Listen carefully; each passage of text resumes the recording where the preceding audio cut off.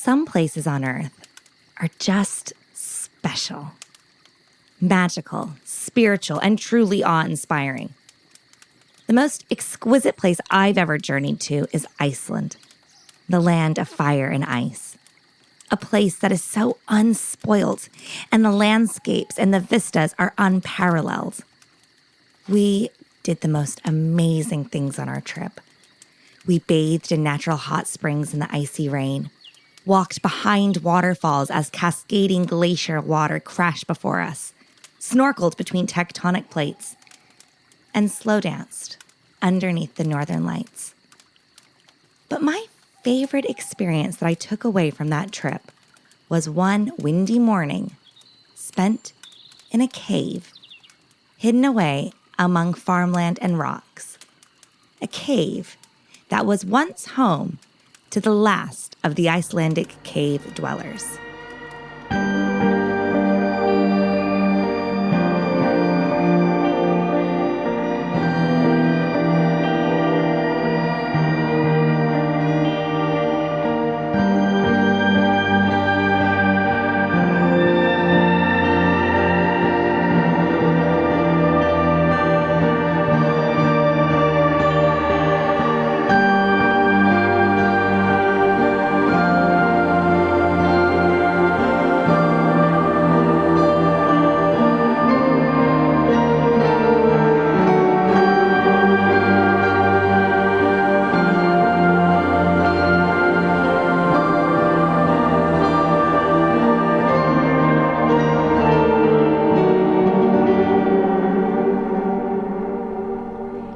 Hello and welcome to the 5th episode of The West London Witch, a podcast where we share stories about those moments where we find ourselves very much not alone.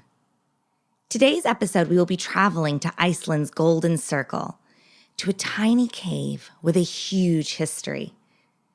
Now, I want to apologize right at the top. My Icelandic is not very good. In fact, it's pretty darn frightful. But don't worry, because we have Snorri Stefansson here from the Cave People to help us unravel the history and the lore connected to these magical caves. I'm Rebecca Strazina, and this is The West London Witch, Episode 5, The Cave People.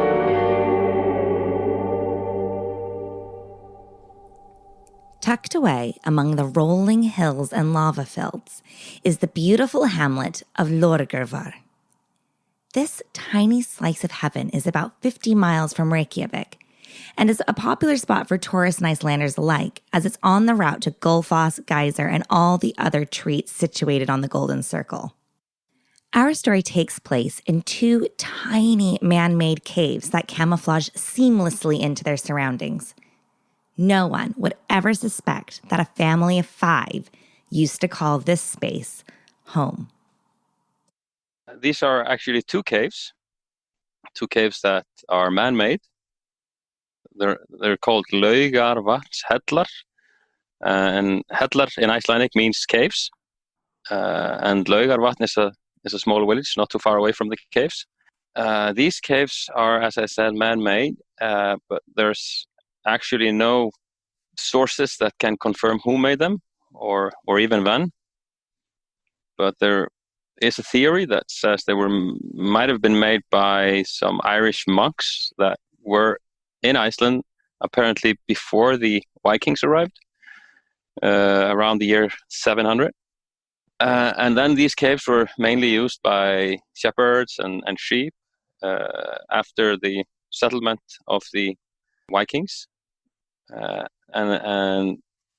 Until roughly a century ago, 1910, a young couple decided to build their home inside the caves. Up until the time in which the young couple decided to make the cave their home, these caves had sat empty. The only people who used them were shepherds when they were grazing their sheep on the surrounding farmland. They might stay weak in the area, so they would seek shelter in the caves. It was not normal for Icelanders to sleep in caves. The only people who did that were shepherds with their flocks or bandits on the run. So for a family to choose to make their home inside of the cave was very rare. But this family were under extraordinary circumstances. The husband was a skilled carpenter, but at the time, Iceland was a mainly agrarian culture, and he didn't have any work. So he decided to ask the local farmer if he and his wife could take up residency in the caves, farm the land around it just until they were up on their feet, and then they would move on to a more permanent home. In 1911, just a year after they moved in, the first family moved on to a more permanent home. But the caves didn't sit empty for long. In 1918, a second family moved in. The second family was, the husband was Jón, and the wife was Vigdís. And then they had, as I said, 3 children, and that was Ragnheiður, Magnús, and Hrafnhildur Ásta. Well, that was just the same thing, actually. They were also trying to start a family, make a home. So this was also just a temporary solution for them, but it was just a little longer there. They lived there for 4 years. Now, before we can even discuss having a family in this tiny cave, we have to talk about what life in this environment would be like. So there, as I said in the beginning, there's 2 caves. The smaller one was for sheep and horses, and the bigger one, and of course, when I say bigger, the caves are actually not that big, but the bigger ones has 2 sections, as you said. So the inner one was for storage for potatoes and stuff, and also a cow. And then the family lived in the front part. So a family of 5, and the area is probably somewhere close to 25 square meters or something like that. As you walk up to the cave, there are 2 doors on the cave's face. The rest is clad with corrugated metal and 3 large windows. The left-hand door opens up to the part of the cave that was used for storing livestock and is now a coffee shop where you can have a hot drink and a cake before your tour. There was once an opening, a kind of internal window, if you will, between the left and the right-hand side of the cave. This was left open so the heat that the animals generated could filter into the main cave and help keep the family warm. The right part of the cave is the main living area. This darling little home is basically a studio apartment. Hardwood floors and wooden-clad walls. A little table by the window and another one by the kitchen. The view is simply delightful, and the home boasts a wood-burning stove and large barrels for storing water. Moss carpets the ceilings, and little droplets of water trickle into the barrels below. There's something romantic about this cozy little home. It's quaint and sweet and very, very, very cold. And I can't stress to you enough how teeny tiny it is, especially for a family of 5. I'm from a family of 5, and I'm telling you now, if all 5 of us Strazinas were living in there, our numbers would dwindle rapidly. Living in the cave was challenging on many levels. Of course, they had no creature comforts like running water or heating or electricity. But on top of that, temperatures in Iceland in that area can reach negative 21 degrees. And that area is like a wind tunnel. And when the rain sets in, it can be a very challenging place to be. Each day, they had a focus on survival. For people living in Iceland this day or at this time, everything was mostly about surviving. So every day was trying to make sure that you had food for the next day and so on. During the winter, there was a lot of dead time that you had to do something with. So people would sit together inside, they would read to each other, they would knit and so on.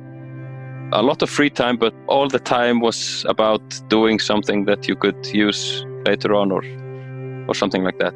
So this would be really, really isolated during the winter. Even if in the summer there was a lot of travelers traveling around. They actually said that during the summer, there was almost someone who passed by every day. Probably during the winter, there was hardly anyone. In the summer months, in addition to their farming, the family would sell tea and coffee and cakes from their house to passerbys. These passerbys ranged from everyone to just common folk traveling, to shepherds, to even the King of Denmark, King Christian X in 1921. However, as hard as life sounds in the cave, it actually wasn't a bad idea. It was much better than a lot of the turf houses that a lot of Icelanders were living in at the time. Those houses would leak, and they didn't have wooden floors, so when the rain set in, their floors became very muddy. So the cave actually provided some comforts that a turf house would not have been able to. And setting up the cave for farming was an absolutely brilliant idea, supported by the history the cave already had. As the caves had been used for centuries for sheep, there was quite thick layers of sheep dung on the floors. So before they could move in, the first guy, his name was Indriði, he had to shovel it all out. This was so much work that it actually took him 2 weeks. And of course, as you said, he put all of this in the potato garden he was making. He actually said that the garden became well known in the area for how much it gave, probably because of all this dung. Once the couple were settled in their new cave home and the farm was ready, they decided it was time to have a baby. They had actually planned for a midwife to be there when Vigdis was giving birth. But the weeks and days before, there had been really bad weather, and the midwife wasn't able to come there.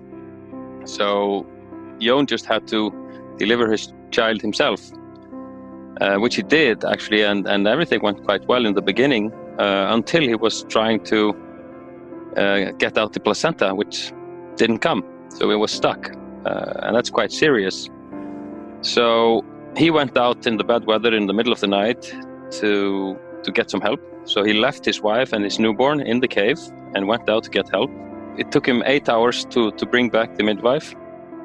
And actually everything was fine still. So the midwife was able to loosen up the placenta and get it out. So everything went well in the end, of course.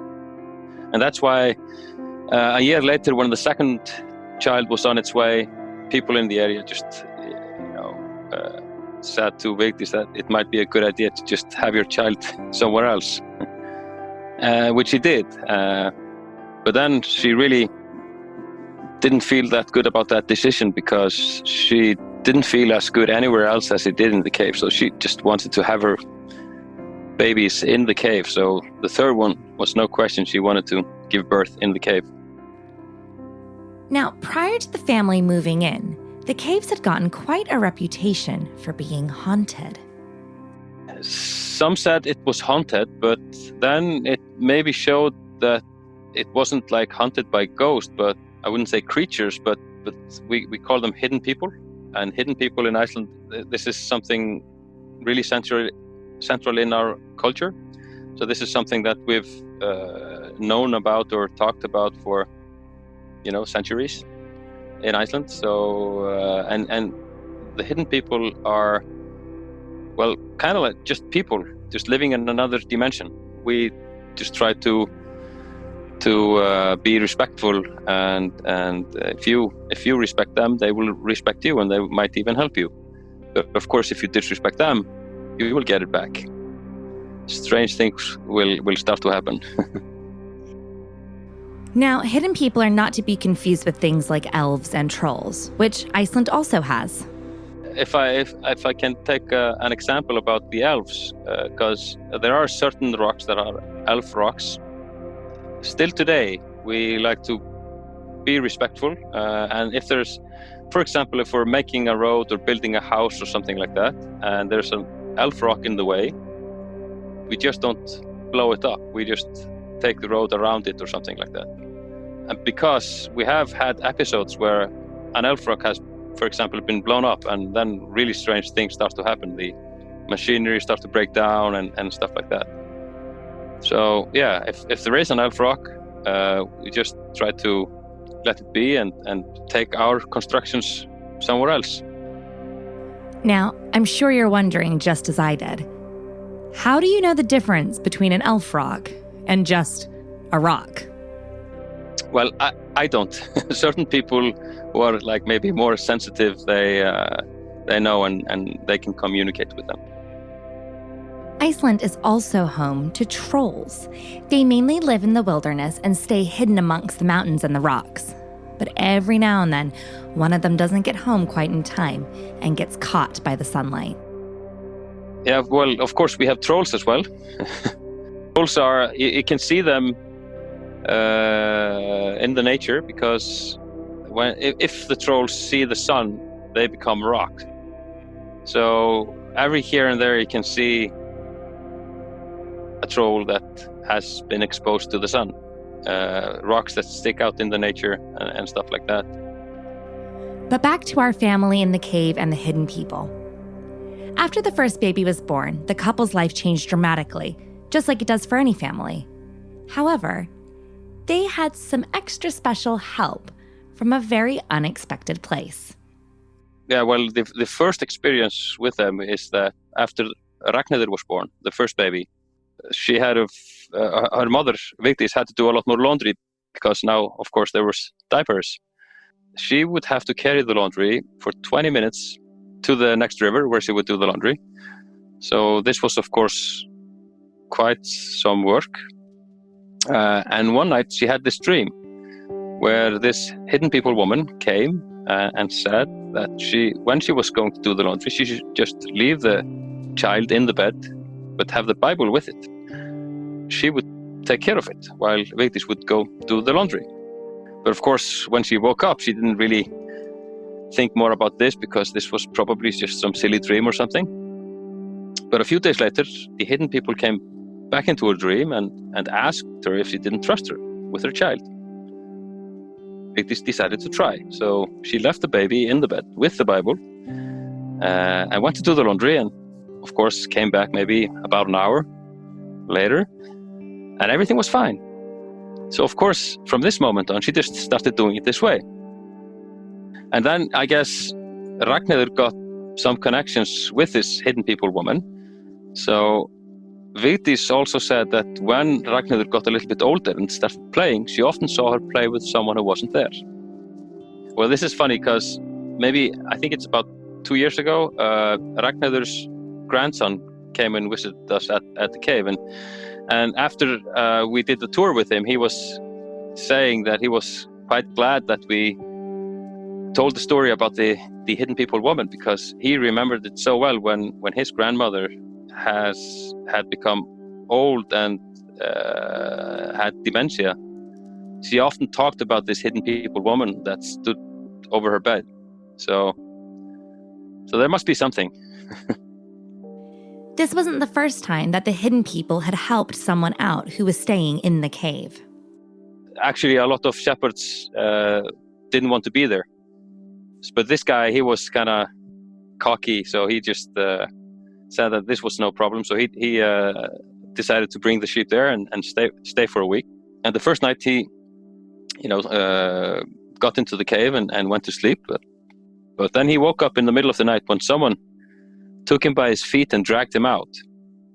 But he didn't really realize what was happening. He was kind of half awake, half asleep. So he just crawled back in and went back to sleep. But then it just happened again. Someone took him by his feet and just dragged him out. And then he realized what was happening and got quite scared. So he took all the sheep and gathered them up and went back home to the farm. But the day after, there was this extreme weathers with heavy snows and heavy wind, and everything got filled up with snow.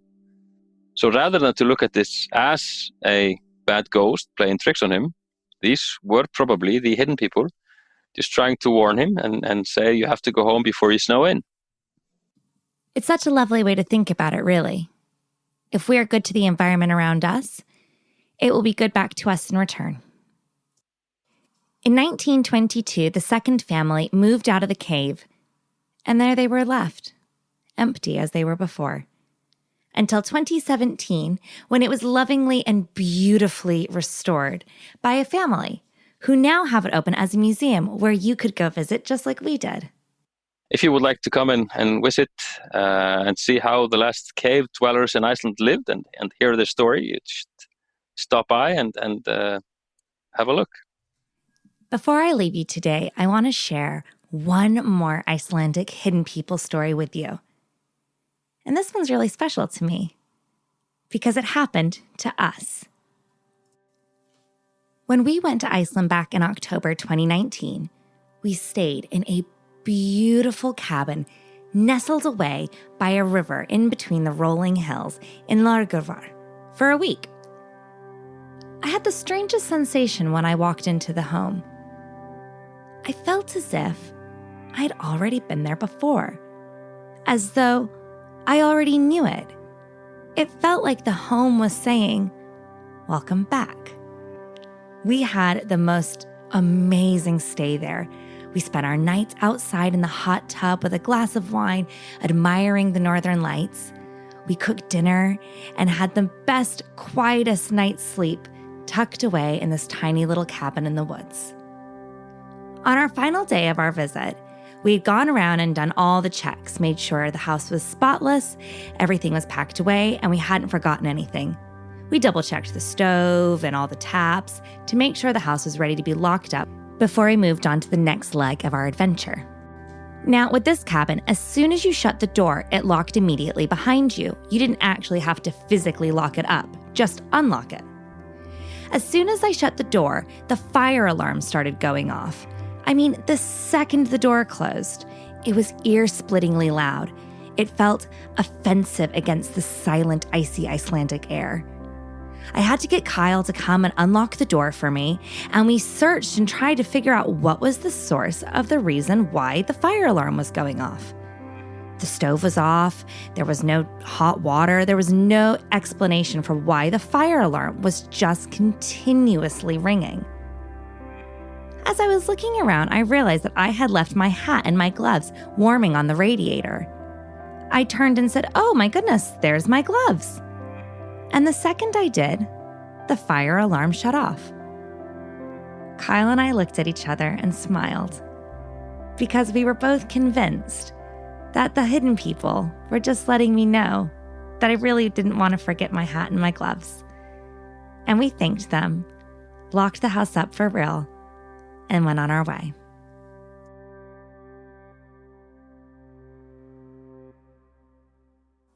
If there is any place on earth that is home to trolls and elves and hidden people, it most definitely is Iceland. And I hope that one day you get to take a trip out there and explore it for yourself. And when you do, you have to go visit the cave people. It truly is a magical place.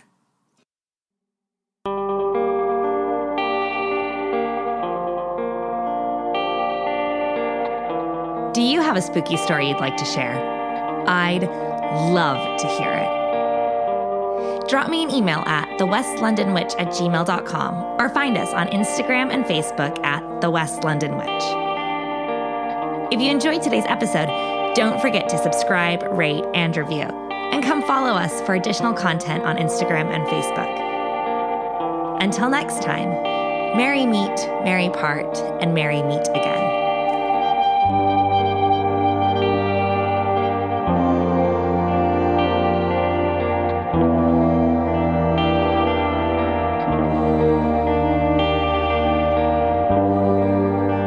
The West London Witch is created by me, Rebecca Strazina. Our sound designer and production magician is the incredible Danny Cross.